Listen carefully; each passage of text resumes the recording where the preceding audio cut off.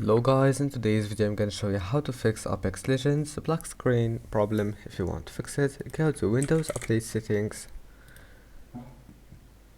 and then check for updates and make sure to install all the updates that you can find here, and then go back and then go to background apps. Make sure to turn off this option and then go to GeForce Experience.